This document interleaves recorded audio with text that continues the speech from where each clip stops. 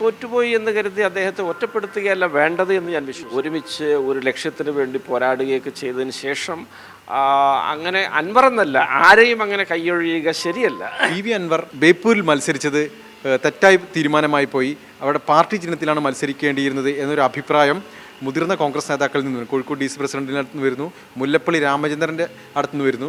അല്ല, ഒരുപക്ഷെ PV അൻവർ കൈപ്പത്തി ചിഹ്നത്തിലോ കോണി ചിഹ്നത്തിലോ മത്സരിച്ചാൽ ജയിക്കുമായിരുന്നു എന്നുള്ളത് അതൊരു വിലയിരുത്തലാണ്. ആ വിലയിരുത്തലിൽ ചിലപ്പോൾ കഴമ്പുണ്ടായേക്കാം. കാരണം ഒരു സ്വതന്ത്ര ചിഹ്നത്തേക്കാൾ UDFൻ്റെ ഒരു രാഷ്ട്രീയ ചിഹ്നത്തിൽ മത്സരിക്കുമ്പോൾ ഒരു മുൻതൂക്കം കിട്ടിയേക്കാം എന്നൊരു വാദത്തിൽ കഴമ്പുണ്ട്. പക്ഷേ PV അൻവറിൻ്റെ കോൺട്രിബ്യൂഷൻസ് അത് തീർച്ചയായിട്ടും LDFൻ്റെ അവസാന നാളുകളിൽ അത് UDFനെ സഹായിച്ചിട്ടുണ്ട് എന്നുള്ളതൊരു വാസ്തവമാണ്. ഞാൻ മത്സരിച്ച ഇടങ്ങളിലൊക്കെ PV അൻവർ ഉണ്ടാക്കിയൊരു നരേറ്റീവ് അത് CPMനെതിരെ ഒരു സാമാന്യ പൊതുബോധമുണ്ടാക്കാൻ സഹായകമായ നിരവധി ഘടകങ്ങളിൽ ഒന്നാണ് എന്ന് പറയുവാൻ ഞാൻ ആഗ്രഹിക്കുന്നു. അദ്ദേഹം തോറ്റുപോയി എന്ന് കരുതി അദ്ദേഹത്തെ ഒറ്റപ്പെടുത്തുകയല്ല വേണ്ടത് എന്ന് ഞാൻ വിശ്വസിക്കുന്നു. കൂടെ നിന്ന് പൊരുതിയ ഒരാളെ അദ്ദേഹം തോറ്റുപോകുമ്പോൾ കൈയൊഴിയുന്നതിന് പകരം ചേർത്ത് നിർത്തുകയും അദ്ദേഹത്തെ പ്രയോജനപ്പെടുത്തുകയും അദ്ദേഹത്തെ കൃത്യമായ രാഷ്ട്രീയ ഗൈഡ് ലൈനോടുകൂടി മുന്നോട്ട് പോകാൻ സഹായിക്കുകയുമാണ് വേണ്ടത് എന്നാണ് ഞാൻ കരുതുന്നത്. ഒരുമിച്ച് ഒരു ലക്ഷ്യത്തിന് വേണ്ടി പോരാടുകയൊക്കെ ചെയ്തതിന് ശേഷം അങ്ങനെ അൻവർ എന്നല്ല ആരെയും അങ്ങനെ കൈയൊഴിയുക ശരിയല്ല. പിന്നെ ജയവും തോൽവിയും ഒക്കെ ജനങ്ങൾ തീരുമാനിക്കുന്നതാണ്. ഒരു മിനിറ്റ് കൊണ്ട് ഏത് പടുകൂറ്റൻ ജയവും ശൂന്യതയിലേക്ക് പതിക്കും, തിരിച്ച് ഫീനിക്സ് പക്ഷിയെപ്പോലെ ഉയർന്നു വരും.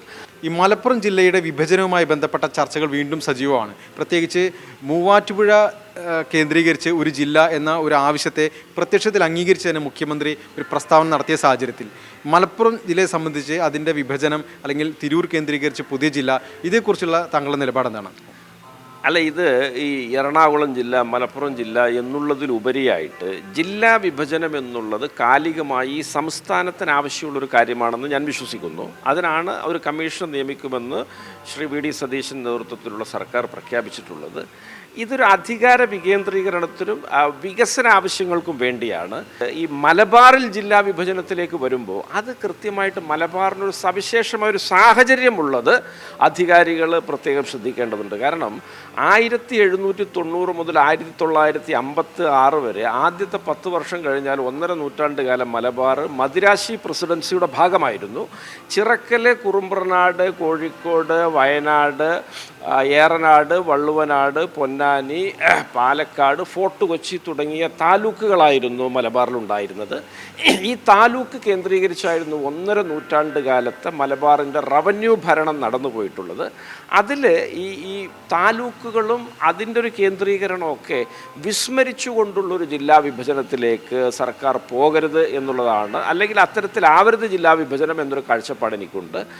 ഇവിടെ നിങ്ങൾ 1937 മദിരാശി അസംബ്ലിയിലെ മണ്ഡലങ്ങളുടെ കാര്യം എടുത്താൽ പോലും പൊന്നാനി മണ്ഡലത്തിൽ നിന്ന് അന്ന് കോങ്ങാട്ടിൽ രാമമേനോൻ വിജയിക്കുകയും മദിരാശി അസംബ്ലിയിൽ അദ്ദേഹം മന്ത്രിയാവുകയും ചെയ്തിട്ടുണ്ട്. അപ്പോൾ ഇത്തരത്തിലൊക്കെ പ്രാദേശികമായ സവിശേഷതകൾ, അന്നത്തെ റവന്യൂ ഭരണത്തിലെ മുൻതൂക്കങ്ങൾ, അതൊക്കെ 1.5 നൂറ്റാണ്ട് കാലം ഉണ്ടായിരുന്ന ആ റവന്യൂ അഡ്മിനിസ്ട്രേഷനാണ്. അന്ന് വലിയ പ്രാധാന്യമുള്ള സ്ഥലങ്ങളായിരുന്നു ഒറ്റപ്പാലവും അതുപോലെ തന്നെ തലശ്ശേരിയും ഒക്കെ.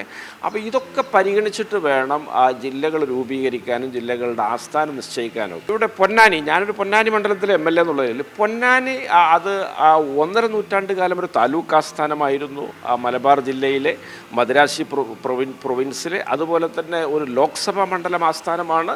1937 പ്രവിശ്യ ഇലക്ഷനിൽ പൊന്നാനി മദ്രാശിയിലേക്കൊരു മന്ത്രിയെ പറഞ്ഞയച്ച ആ മണ്ഡലമായിരുന്നു. അതുപോലെ തന്നെ പാലക്കാട്, തൃശ്ശൂർ ജില്ലകളെയൊക്കെ കേന്ദ്രീകരിക്കുന്ന സഹസ്രാബ്ദങ്ങളുടെ മാരിടൈം ഹിസ്റ്ററിയുള്ള വലിയ തിണ്ടീസ് എന്ന പേരിൽ അറിയപ്പെട്ടിരുന്ന തുറമുഖമൊക്കെ ആയ ചേര ചോള സാമ്രാജ്യ കാലഘട്ടം തൊട്ട് ചരിത്രത്തിലുള്ള കുഞ്ഞാലിമരക്കാരുടെ നേവൽ ഹെഡ് ക്വാർട്ടേഴ്സായിട്ട് സാമൂതിരിയുടെ കാലത്ത് പോർച്ചുഗീസിനെതിരായ പോരാട്ടങ്ങളുടെ മുൻനിരയിൽ നിന്നൊരു പ്രദേശമാണ് പൊന്നാനി.